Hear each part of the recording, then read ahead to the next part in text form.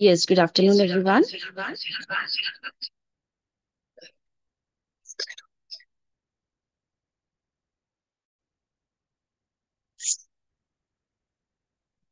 So, in our today's class,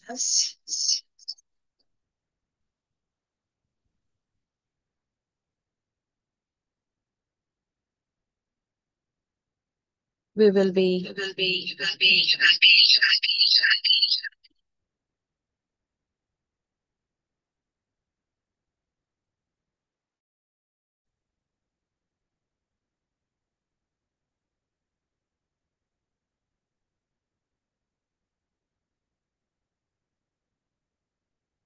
we will be continuing with our sixth unit. So, in this unit, we are going to focus about the attention on how to move on with the concept of investment center and also along with its features and the types of investment center evaluation. So,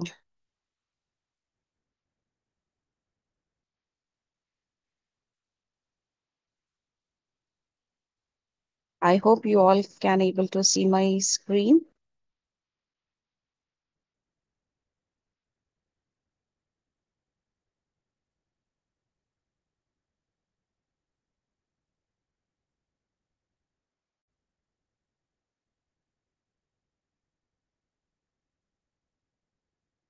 So, in this unit, we are going to focus on the concept of investment center, about its meaning, the features, and the methods of evaluation.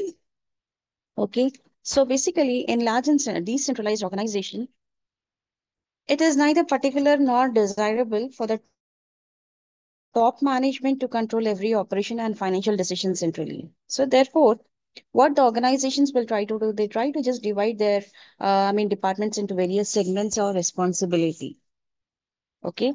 And each segment is headed by its manager and who is directly responsible for the performance of that segment. Okay. So here, whatever the segments that we are going to segregate in your responsibility center, it should include your expense center, revenue center, profit center, and investment center. Now, already we have seen about expense center. In this expense center, what is being happening where in this expense center, basically we are just going to collect the inputs and the inputs are measured in monetary terms. Whereas in revenue center, what is happening?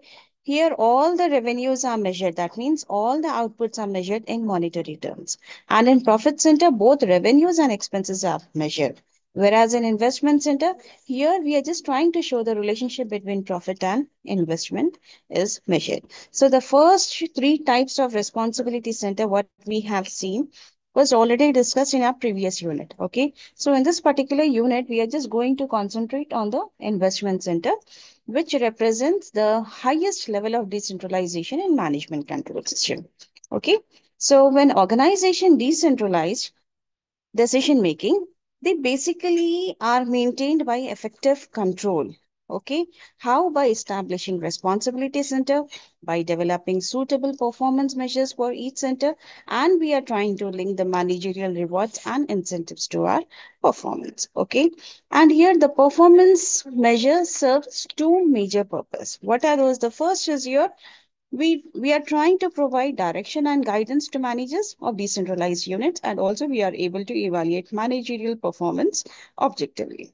Okay, so ultimately the choice of this performance is critical because such measures strongly influence managerial behavior. Okay, so they should promote a high degree of goal congruence because whatever the decisions that are being taken by your divisional managers are all aligned with the overall objectives of the organizations. Now, next coming towards the meaning of investment center.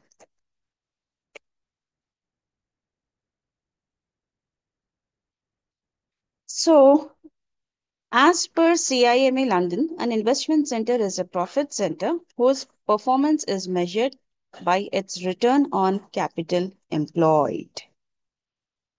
Okay, that means an investment center is a responsibility center in which the manager is basically accountable not only for sales revenue, not only for operating costs, but also for investment decisions that are relating to your assets and capital employed.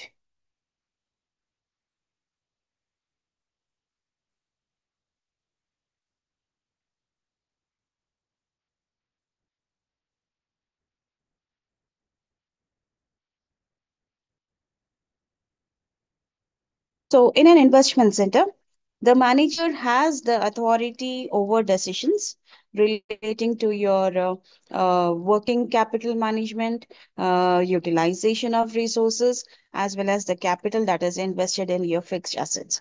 So, the performance is measured by relating your profit earned to the capital that is invested. So, thereby, here we are just trying to assess how efficiently the assets are being used.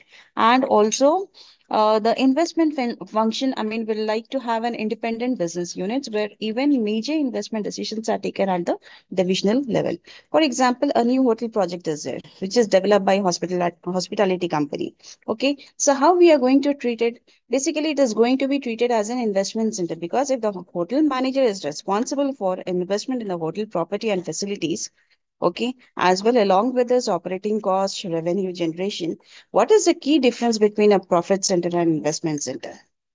Here, the profit center manager is responsible for profits, and investment center manager is responsible for profits and how we are making use of the efficient use of invested capital. Therefore, here we are just trying to extend the concept of profit center by adding a responsibility for your investment decision. Now, next is your features of your investment center. Coming towards the features of investment center.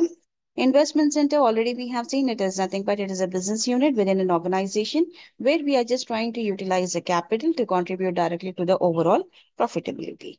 And also its performance is basically evaluated based on the returns that are generated from the capital that is invested in the investment center. So what are the features of it? The first is independent use of capital.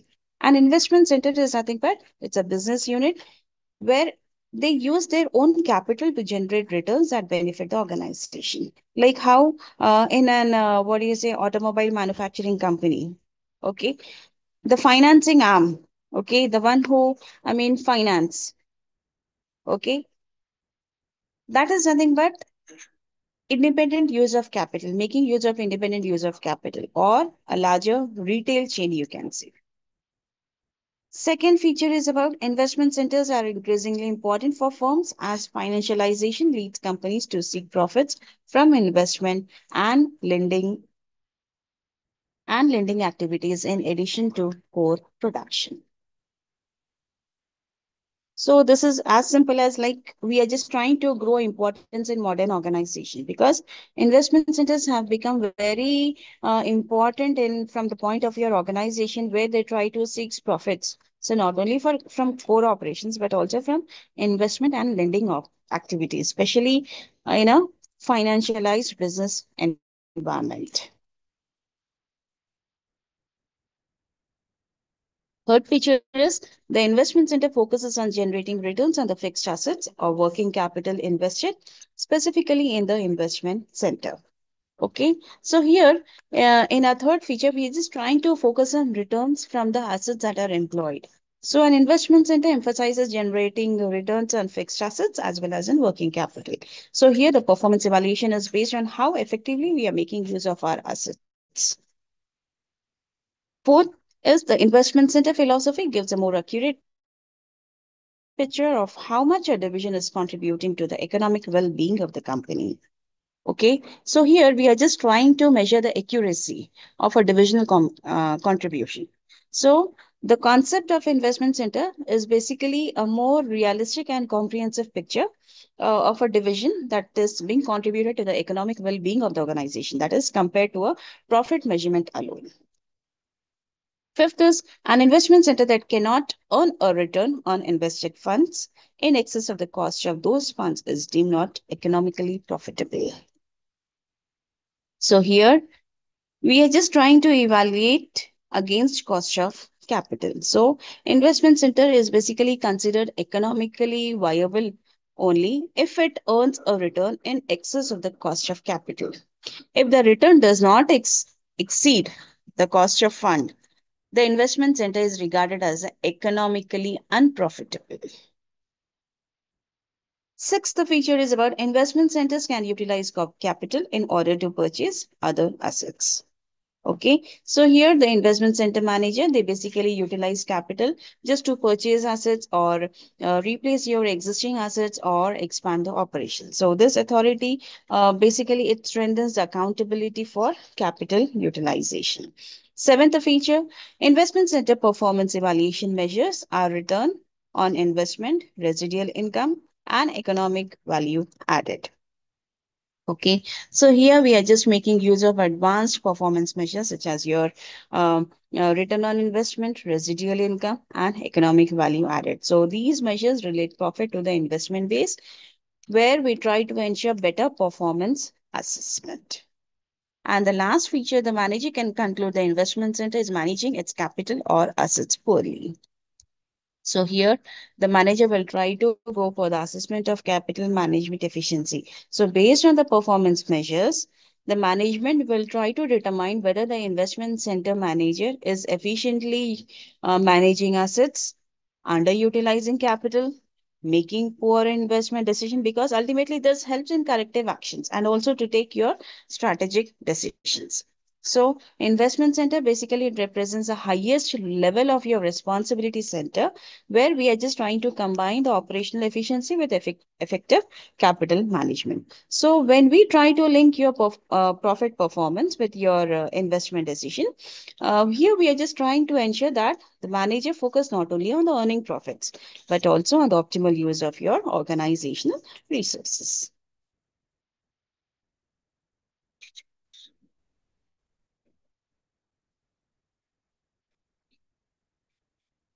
Next is types of evaluation of investment center.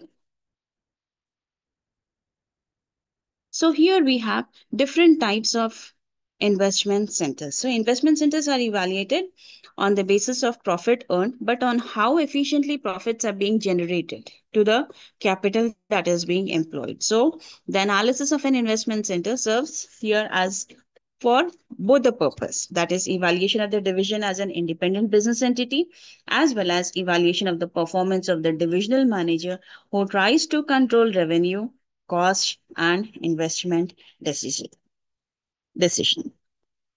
So the performance of an investment center is therefore measured by establishing relationship between your profit income and assets or capital employed just to generate that profit. Okay, so basically we have got three methods for it that are used to evaluate your investment center. The first is your return on investment. Second, you have your residual income. Okay, then third, you have your economic value added. So these three we are going to see one by one. First is return on investment measure.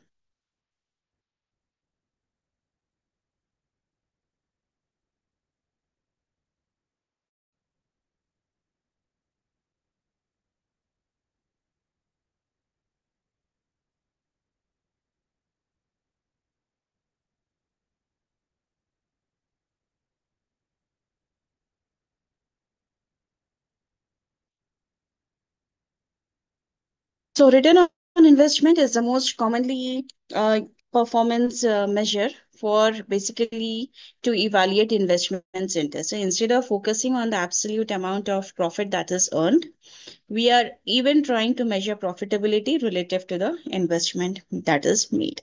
So this particular approach recognizes the fact that higher profit does not necessarily indicate better performance unless and until the amount of capital is being employed is taken into consideration. Okay, and this is the formula for your return on investment, that is divisional profit by divisional investment into 100. And also it can be expressed as profit by sales into sales by capital employed multiplied by 100. So this shows that a return on investment is dependent on your profit margin as well as on the capital turnover. Okay, so here an example is being given where division A is trying to invest a capital of rupees 1 lakh and division B is trying to invest 40,000. So how the return on investment is calculated? 20,000 by 1 lakh into 100. Okay, that is divisional profit by divisional investment into 100. Similarly, for division B, 10,000 by 40,000 into 100, that is 25%. Okay, so here we are getting a clear idea. Although, I mean, here, yeah, I mean, easily you can just check it out. Division A is trying to earn higher profit when compared to division B. But division B performs better because here it is generating a higher return on investment capital. Okay. And what are the advantages of return on investment? The first is it provides a comprehensive measure of performance by relating profit to your investment. Second, it encourages your cost efficiency and your careful control of expenses has to be taken into consideration. Third, it discourages excessive investment or idle investment in assets. And fourth, it reflects the overall efficiency of capital utilization. And the last is basically it is useful for your comparing alternative investment opportunities. Now, what are the limitations of return on investments? The managers sometimes they may try to reject projects that reduce divisional return on investment even if they increase overall company profit. This is one of the major disadvantage you can say. And also here they try to encourage short term profit orientation at the expense of long term growth. Okay, and next is measurement of profit and capital employed is often subjective. Return on investment comparisons may be misleading due to different accounting policies. And the last is new investments may show low return on investment initially, leading to wrong decisions. Now, next is your residual income. Okay, that is economic value added. Now, what do you mean by the meaning of residual income? What does the residual income will try to measure? The residual income will try to measure basically the absolute profit. That means remaining after charging the cost of capital that is being employed by the division. So here it tries to overcome the major weakness of return on investment by encouraging acceptance of all investments that earn more than the cost of capital. And residual income is calculated as divisional profit minus divisional investment into cost of capital. And here a small example is being given over here, a kind of an illustration where a division has a budgeted income of 10 lakhs and a budgeted investment of 60 lakhs. The average cost of capital for the firm is 12%. So the budgeted residual income is already we got the value of your budgeted that is divisional income that is 10 lakhs and the interest that is charged on is 12%. So 60 lakhs is the budgeted investment. So 60 lakhs into 12 by 100. Okay, that gives you the value of 7 lakh 20,000. And how you are going to calculate residual income? Divisional profit. Okay, divisional profit minus divisional investment into rate of investment. So 10 lakhs minus 7 lakh 20,000. That gives you a value of 2 lakh 80,000.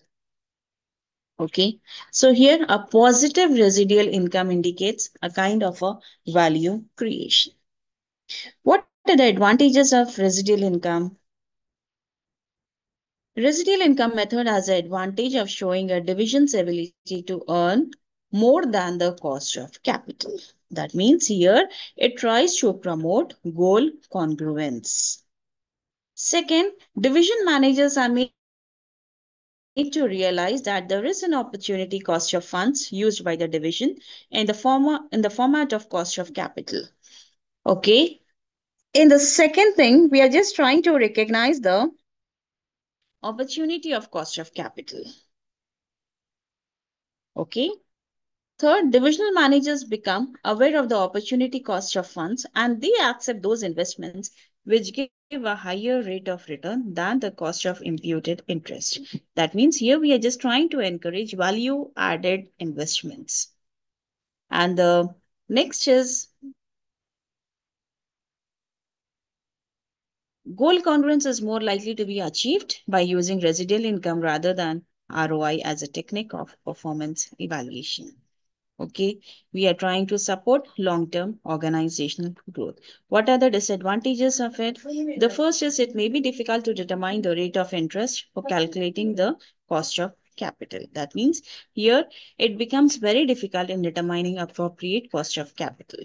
Second, most of the operational difficulties measures divisional profit and divisional investment that are faced in ROI method and also present in calculating the residual income. That means some accounting measurement problems as ROI is being taken into consideration. Third is it is difficult to have satisfactory definition of income and investment. So being an absolute measure, we cannot just try to compare the divisions of different sizes. Next method is your economic value added approach that is also called Shin Reward approach. Okay, so as per Stints Reward approach, economic value added is a advanced form of residual income. Okay, so here we are just trying to adjust the value of economic value added based on the principle of your accounting profit to reflect true economic profit by eliminating distortions that are caused by your conventional accounting methods. So what is the formula for economic value added? It's nothing but conventional divisional profit plus or minus accumulated adjustment minus cost of capital charge on divisional assets. So here some adjustments are made to the chosen conventional divisional profit measure to replace historical accounting data with a measure of economic profit and asset values. Okay. And what are the, how we are going to just define this here? This economic value added approach, it tries to incorporate accounting adjustments such as your capitalization of your R&D and advertising expenses. And also we are just trying to encourage disposal of your underutilized assets.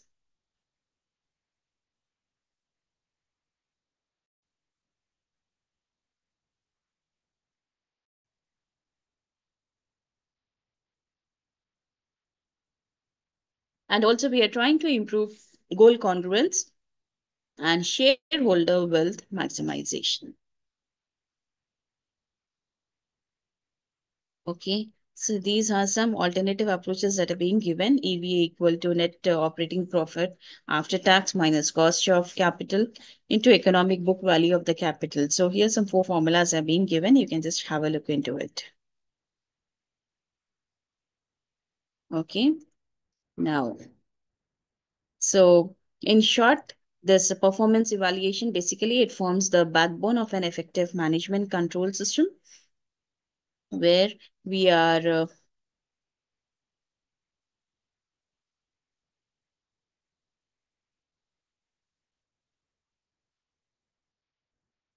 okay.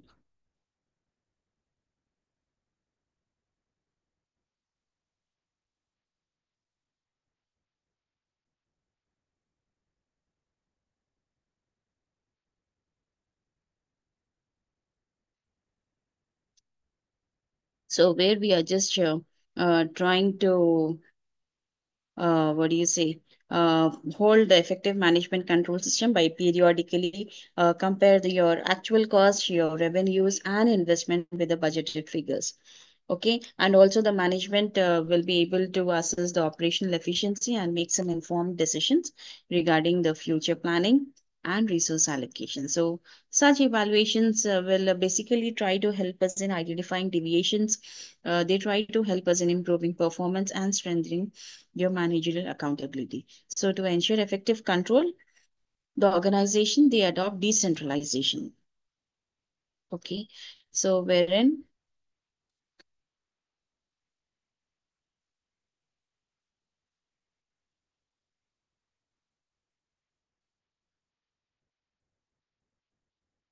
yes. So wherein the organization is basically divided into smaller segments, and each segment is managed by a responsible executive. And these segments are known as responsibility centers that includes your expense center, your revenue center, your profit center, and your investment center. And Each responsibility center is based on the parameters that are relevant to its scope of control and decision making authority. So, an investment center is somewhat, we can say, a kind of an advanced form of profit center where the manager is not only responsible to generate not only responsible for revenues and costs, but also they have to make use of efficient utilization of invested capital. And also, the performance of an investment center is measured by your three financial measures, that is, return on investment, residual income, and economic value added. So, here, this ROI we will try to measure the earning capacity of a division relative to the capital employed, and also it reflects how effectively we are making use of your assets that are used to generate your profits. Okay, so these are influenced by your both your profit margin as well as the asset turnover, and also the residual income will try to represent the surplus profit that is earned during deducting a charge of the cost of capital. So here we are just trying to highlight whether a division generates return above the minimum required rate or not.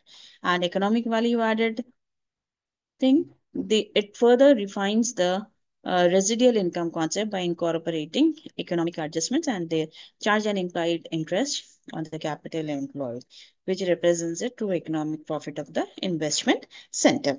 So all these evaluation measures will try to help management assets, divisional performance, which try to ensure the goal congruence and promote optimal utilization of your organizational resources. Okay, now next.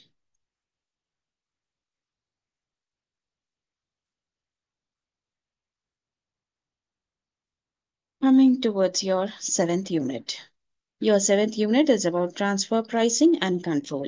So in this unit, we are just trying to introduce the concept of your transfer pricing that plays a very crucial role in decentralized organizations. So in such organization, divisions operate as independent units. Output of one unit, it often becomes the input of another. So in this unit, we are going to have a look on meaning, the objectives, the fundamental principles, the ideal situation, the methods, the problems, the technical issues, and the administration of transfer prices. Okay. So, for example, a manufacturing division is there. Okay. So this manufacturing division may supply components to an assembly division within the same company. So the price that is charged for this internal transfer of goods or service is known as the transfer price. Okay, are you able to get it? The price that is charged for the internal transfer of goods and services. This particular price, we call it as transfer price. So the transfer price, it directly influences the revenue of the supplying division and the cost of the receiving division. So consequently, it ultimately affects your divisional profitability, your return on investment, as well as the managerial performance evaluation. Okay, so since this transfer pricing, it has a significant impact on both the division and the organizational performance. Therefore, we are just trying to focus more on the objectives, the methods, the technical issues, and the administration of transfer pricing that highlight the importance in management control system.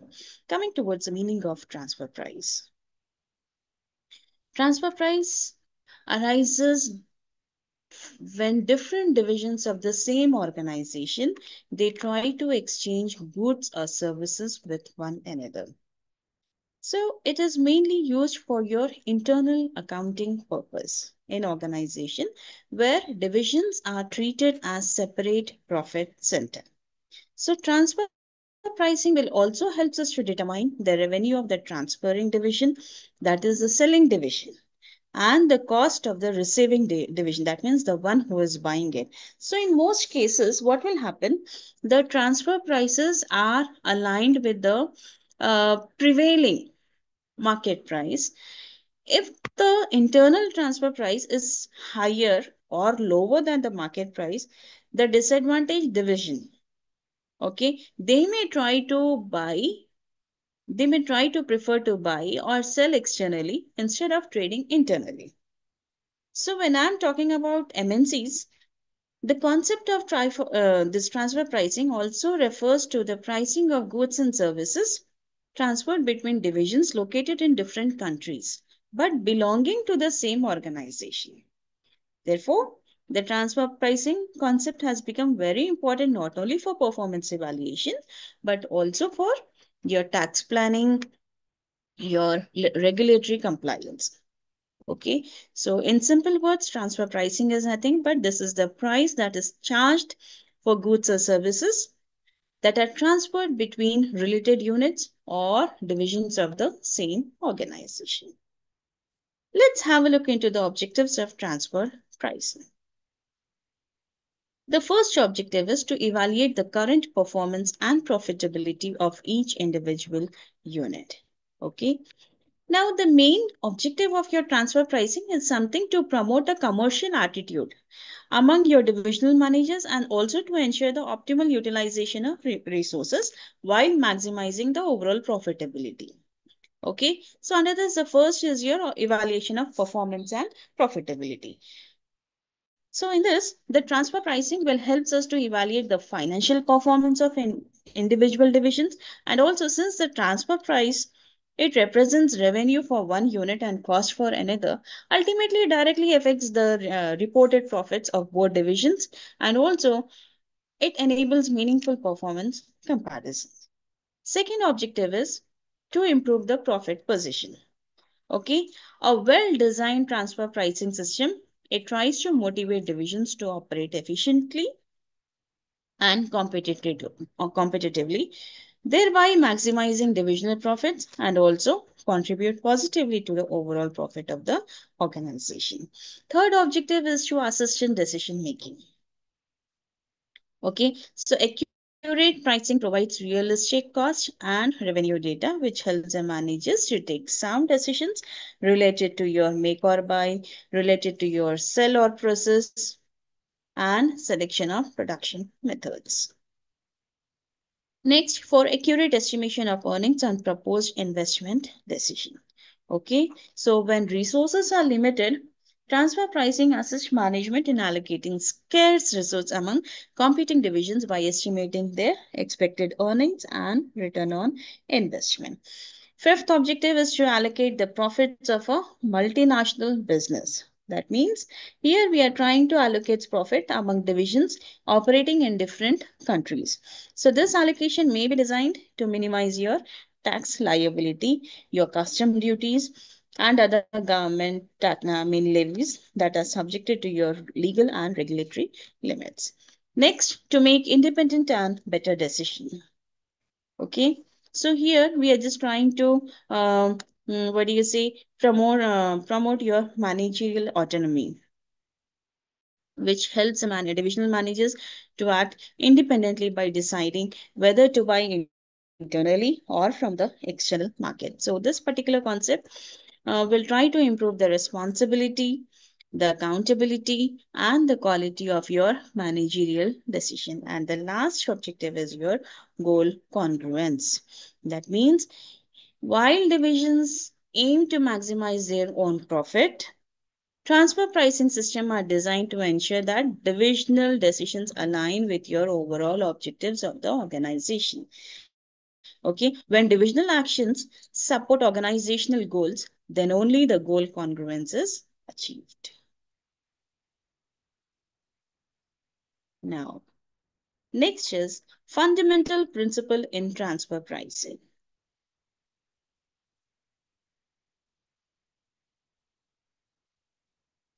Now, the issue of this transfer pricing is essentially a pricing problem. That is similar to pricing products for external customers, but with certain special consideration because the transaction that takes place within the same organization. So there, the fundamental principle of transfer pricing states that the transfer price should be similar to the price that would be charged if the products were sold to an outside customer or if it is purchased from an external supplier. Okay, so this particular principle will helps us to understand that internal transactions reflect economic reality and that the divisional performance is measured fairly. So, however, when we try to apply this in practice, it's not so easy. So, there is a universal agreement on how outside selling prices are determined. So, according to this, what do you say, classical theory, classical economic literature states that selling prices should be equal to marginal cost, and some authors advocate a transfer price is based on marginal cost. Okay, so based on this view, some scholars suggest that transfer prices should also be based on marginal cost.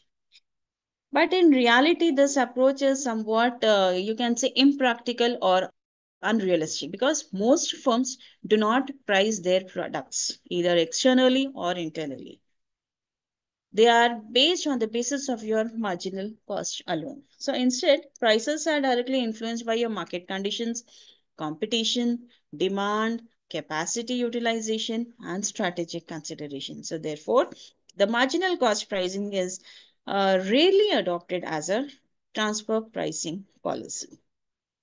So here in this decentralized organization where divisions operate as profit centers, transfer pricing also involved two managerial decisions. The first is your should the company produce the product inside the company or purchase it from an outside vendor. This is the sourcing decision. That means this is something make or buy decision where the management must decide whether the product should be produced internally by one division or it is purchased from an external supplier. So, whatever the decisions that you are making, this decision depends on the factors such as your cost, your capacity, the quality, the reliability of your supply, and the strategic importance. Okay, and the second important decision is if the product is made inside, at what price should the product be transferred between profit center. This we call it as this is a transfer price decision. This is as simple as if the product is produced internally, the management must decide at what price the product should be transferred from the supplying division to the receiving division. So, therefore, the transfer price should motivate both the divisions to act in the best interest of the company as a whole while maintaining the fairness and autonomy of your divisional managers. Now, what is the ideal situation for transfer pricing? An ideal transfer pricing system is one basically that promotes your goal congruence.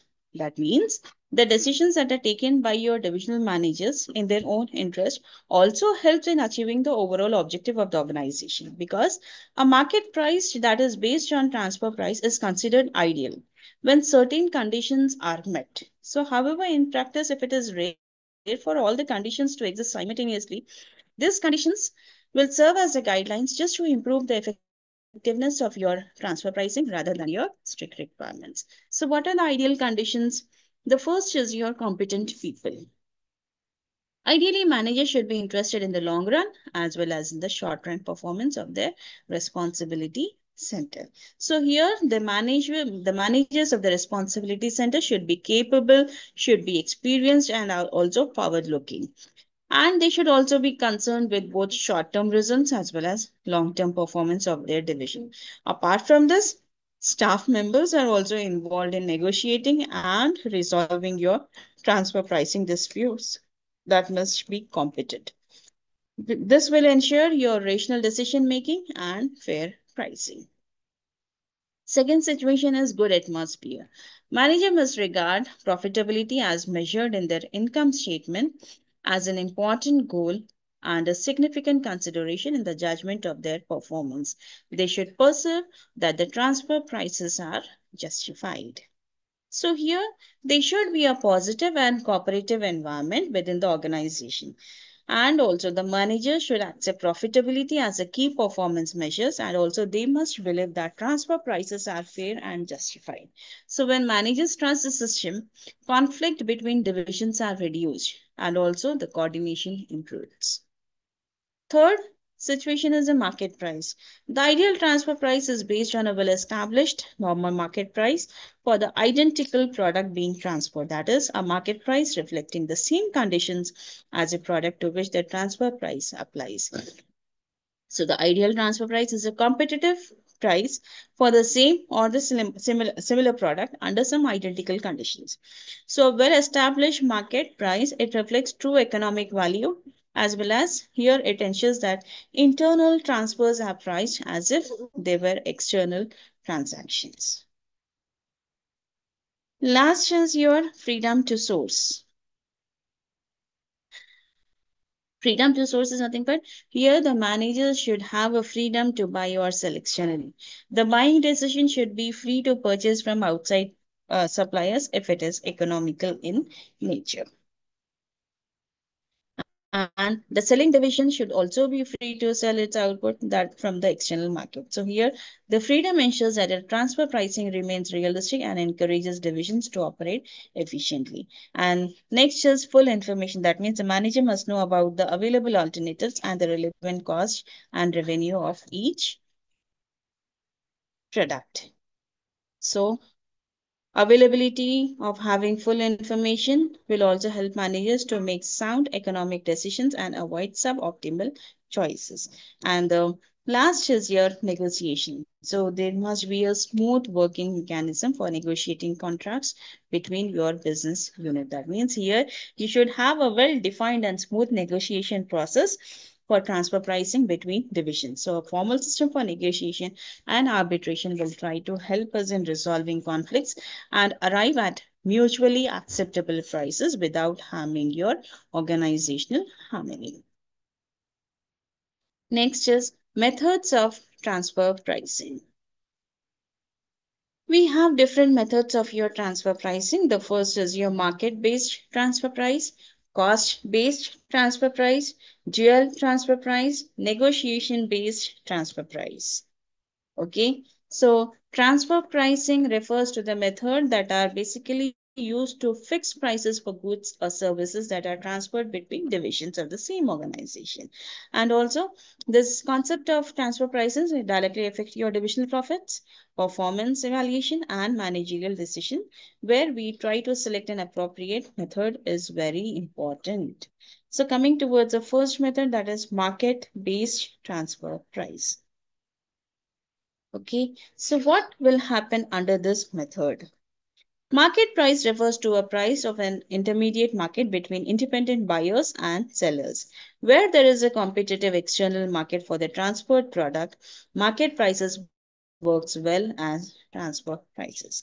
So under this method, goods or services are transferred between divisions, okay, are priced at the prevailing market price. That is the price that is charged in an open competitive market between your independent buyers and your sellers. Okay, and what are the advantages of it? It is unbiased, less ambiguous, and competitive pricing. Unbiased means market prices are determined by demand and supply, and almost it is objective. Less ambiguous means market prices are very clear and it cannot be manipulated. Competitive pricing means divisional performance reflects the real economic contribution to the organization. What are the disadvantages of it? Appropriate market price may not exist. That means non-availability of market price. Market prices may not exist for intermediate or specialized products. And also there is a kind of excess capacity. So when the selling division has idle capacity, market price may try to discourage your internal transfers. Third is your wide fluctuations. So basically this particular method is not suitable when market prices can fluctuate widely or quickly. Okay, so here frequent changes takes place in market prices that may create instability. Okay, and the last disadvantage is intermediate stage. Goods that are transferred may be at an intermediate stage in the production process. So at times, market price may not be available for such intermediate goods. That means the market price may not be available for semi-finished goods. Next method is your cost-based transfer price. What happens in your cost based transfer price when external markets do not exist or are not available to the company, or when information about external price market price is not readily available? Companies may decide to use some forms of cost based transfer pricing system. That means when market prices are not available, transfer pricing may be based on the cost of production that is incurred. So, different cost bases may be used, such as your variable cost, your standard cost, or your markup cost. Okay, and what are the advantages of it? The first is your benchmark. Okay, benchmark means having a clear availability of information. That means cost data is easily available within the organization. No such biasing is being done. Next, that means here in benchmarking, performance can be compared with your internal cost standards or your budgets. Next is your available information. Information is easily available within the organization. And what are the disadvantages? First is subjective. That means different interpretation of cost may lead to disputes. And the second disadvantage is lack of cost control. That means little incentive. Okay, because supplying division may not try to reduce the cost. Under this, you have variable cost based transfer price. Okay, so here in this particular method, only variable production costs are charged to the receiving decision. Okay, so what is the advantage of this? It tries to encourage the overall firm profitability, especially when we are trying to move on with the selling division has spare capacity. And disadvantages, selling division does not recover fixed cost. Okay, and sometimes it may show losses, thereby reducing your motivation. Second is your standard cost based transfer price. Here, the transfer price is recorded at a predetermined cost, which is based on budgets and certain assumptions regarding factors of production like capacity, utilization, labor hours, etc. Any variance between the cost observed using standard cost and the actual is either observed the supply unit or in some cases could be passed to the purchasing unit as well. That means in simple words, transfer pricing is focused on predetermined standard cost. Okay, what are the advantages of it? Performance evaluation can be done against budgeted cost targets. That means it helps in performance evaluation through variance analysis. Then facilitate better understanding of cost of variances. And the third is managers can take the measure to improve performance. That is, managers will try to improve the cost control as well as managerial efficiency. And what are the disadvantages? The important problem is that the standards may be unrealistic or outdated, creating unfair price for any of the division. That means here the unrealistic or the outdated standards may lead to unfair pricing. And the second disadvantage is profit measurement at divisional level sometimes become very difficult. Next is full cost based transfer price. Here in full cost based transfer price, it includes your total production cost plus your overheads, but no profits. Okay. And the advantages of this is full cost of goods transferred is recovered, hence the supplying unit will not show a loss. That means the supplying division recovers full cost and does not incur any losses. And also, this method is generally used in financial accounting as it obviates adjustments to be made in the closing stock for intercompany profit. That means this is useful for your financial accounting purpose. And what are the disadvantages? It is not suitable for performance evaluation. Yes, not suitable for evaluating divisional profitability. And also, receiving division may make wrong decisions due to the absence of your profit element. And the last method is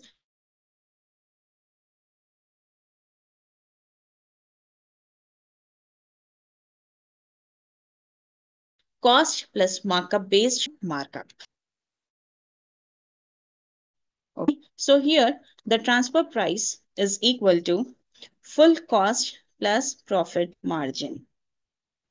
Okay, in simple words, in cost plus markup transfer price is calculated as full cost plus profit margin. And what are the advantages of it? The first is this method is used where product or service is not available in the market. That means when no external market exists, at that time it is useful. And also it encourages cost of control if based on some standard cost, and it is suitable for evaluating both divisions. And what are the disadvantages of it? First is difficult to determine a fair profit margin. Next, efficiency and efficiency of the supplying unit that means are passed on with the profit. And last is adjustment on profit in the closing stock is necessary. So closing stock adjustments becomes necessary. Next method is your dual transfer pricing. The meaning of dual is two-way pricing. Okay, so under this method, the selling division is credited with one price. That may be cost plus profit margin, whereas the buying decision is charged at this similar price, which may be equal to variable cost. So, under dual pricing method, two different prices are used. Selling division is credited at cost plus profit, and buying division is charged at variable cost. So, here the difference is adjusted centrally. Okay, and what are the advantages of it? The dual pricing provides motivation incentive to the selling division as goods are transferred at cost plus some profit margin. So here it tries to motivate your selling division and does not burden your buying division. And also it tries to improve your performance evaluation and promotes cooperation and goal congruence. What are the disadvantages? It can complicate the records. That means it complicates your accounting records, and also divisional profits are artificial. That means they are used only for internal purpose. And the last method is your bargained or negotiated transfer price. So in this method, supplying and buying units negotiate for the price at which the goods are to be transferred from one department to another on the basis as purchaser and seller negotiate for the price before finalizing the transaction. So in simple words, under this method, the transfer price is mutually negotiated between buying and selling. Okay, selling divisions that are similar to your market negotiations. And what are the advantages of it? It provides your, that means managers are given an autonomy to decide whether to purchase or sell from its sister unit or source them from or to external market. That means here we are basically providing the managerial autonomy. Whatever the decisions that they want to take, they can take it. And they will be acting as an integrating mechanism among divisions. And also here it encourages goal congruence through your decentralization concept. And what are the disadvantages of it? It depends on your bargaining power and your negotiation skills. And sometimes this may lead to interdivisional conflicts. And also this particular process is time consuming. And it may distort performance evaluation. Okay, so no single transfer pricing method is perfect. The choice of method, it depends on your availability of market price, what is the nature of the product, okay, what is the degree of your decentralization, what are the organizational objectives. Okay, so it takes into consideration all these four concepts. And an effective transfer pricing system, it should promote goal congruence, fair performance evaluation, and optimal utilization of your resources.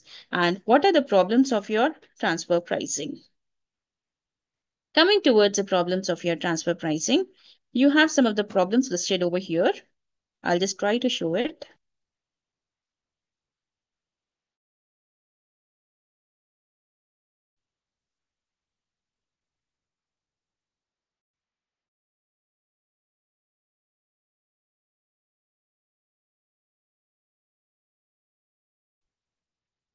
objectives.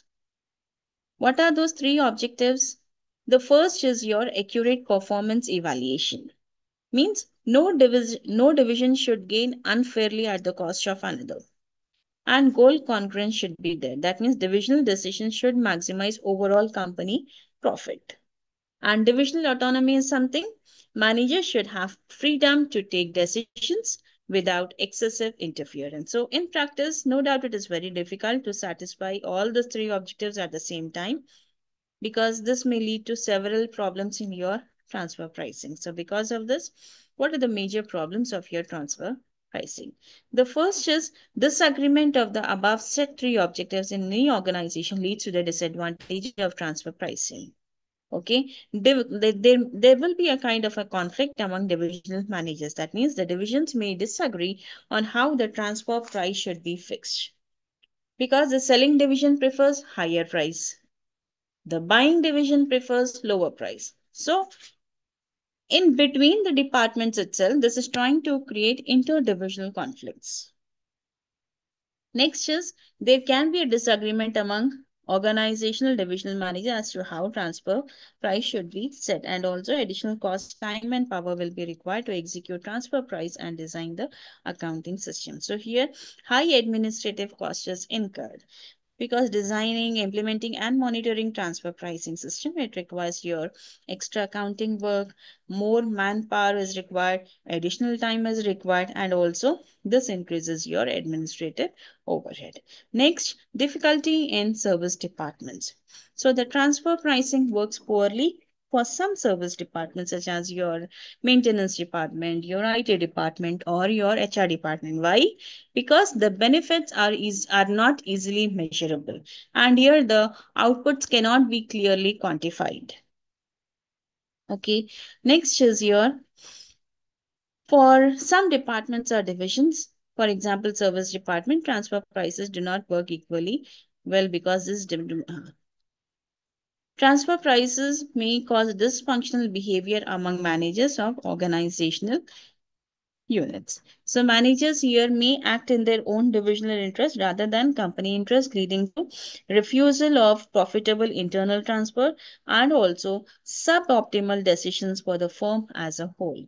And there is a complexity in multinational companies where transfer pricing becomes complicated due to your difficult tax rates, due to your custom duties, due to your exchange control regulations, and also some governmental restrictions. So here a proper method is adopted where each transfer pricing method they have its own limitations which makes it difficult to choose the best method among the above three that is mentioned, that is your market based, your cost based, and your negotiated one. Now next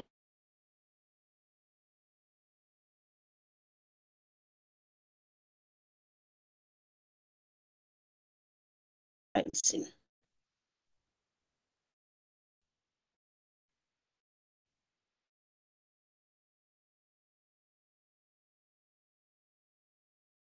Boundaries, transfer pricing becomes technically complex. So at this particular instance, some issues has to be carefully considered. What are those issues?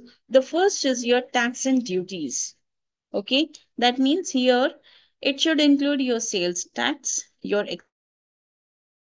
VAT, your GST, ability of the potential customers to pay for company's product different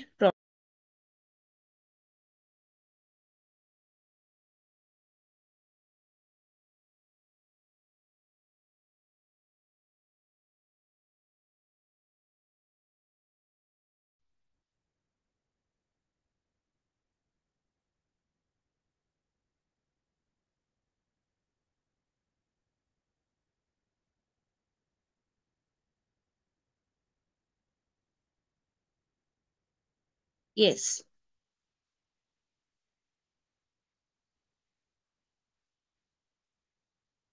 So here, the paying capacity of customers is taken into consideration because the prices may be adjusted depending on the customer's ability to pay in different markets, and also conflicting objectives of joint venture partners.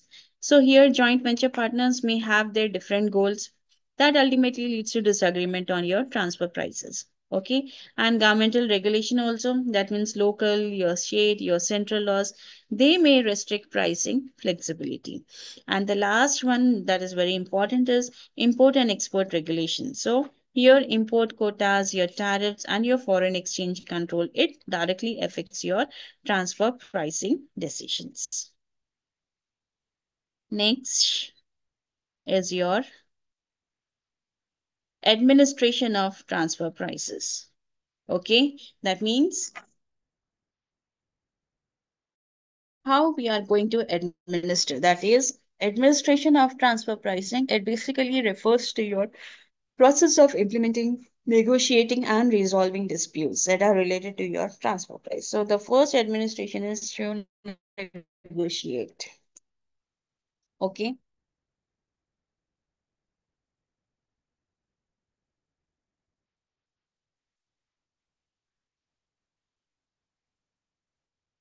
So in this negotiation, the business units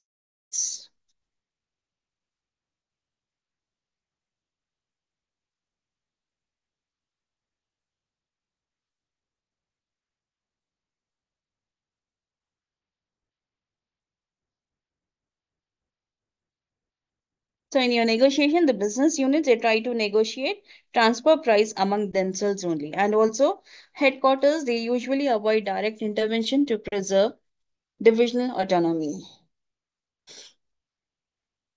Also, if headquarters they try to impose prices, managers may feel demotivated and they may try to blame poor performance on unfair pricing. Second is to go for arbitration and conflict resolution.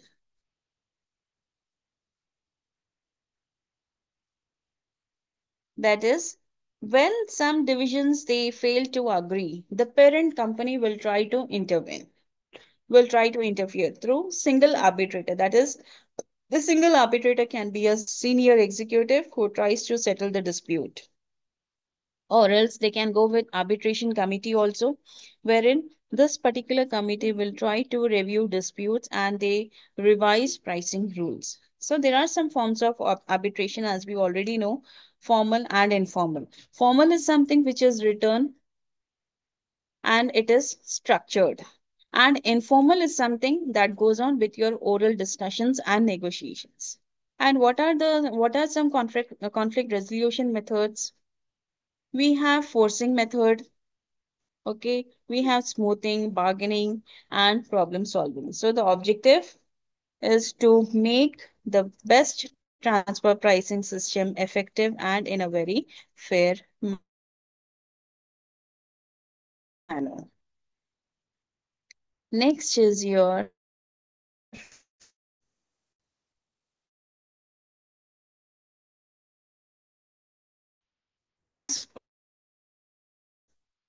class 2 products. Okay. Class 1 products are large volume products and they may not have any external market. And also they are strategic or confidential products. And also transfer prices are totally controlled by your top management. Class 2 products are easily available externally. They are very low volume products. Okay. And also here the transfer prices are decided by division.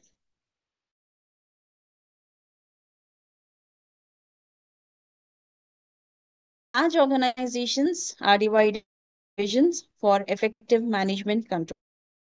So when divisions they try to exchange goods or services internally, the issue of transfer pricing arises. Okay, so the transfer pricing is nothing but the price that is charged for internal division transfer of goods and services. Divisional profit sharing agreement between divisions. So, the divisions they try to exchange goods or services internally. The issue of transfer pricing arises. Okay, so the transfer pricing is nothing but the price that is charged for internal division transfer of goods and services. Divisional profit sharing agreement between divisions. major methods that we based transfer price, your cost based transfer price, and negotiation based transfer price. So many organizations they try to use a combination of these depending on the nature of the product, depending on the availability price, depending on the level of decentralization as well as policy. So they also make a balance performance evaluation, goal congruence, and divisional autonomy. So basically, this transfer pricing regulations, these are governed by your Income Tax Act and Rule 210E, which are notified by your direct tax, that is CBDT, we call it as Central Board of Direct Tax, with your international standards. So with this, I'll just trying to wind up my today's class, continuing with your So here are some keywords, that is transfer price, negotiated transfer pricing.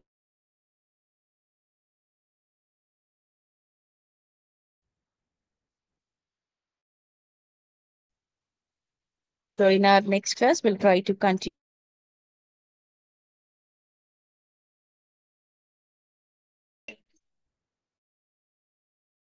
eight programming and budgeting. Okay. So we'll be having about introduction of programming and budgeting, essentials of budget, then formation of budget, what are the behavioral aspects of budgets, what are the types of budgets, okay, then master budget, then budget control.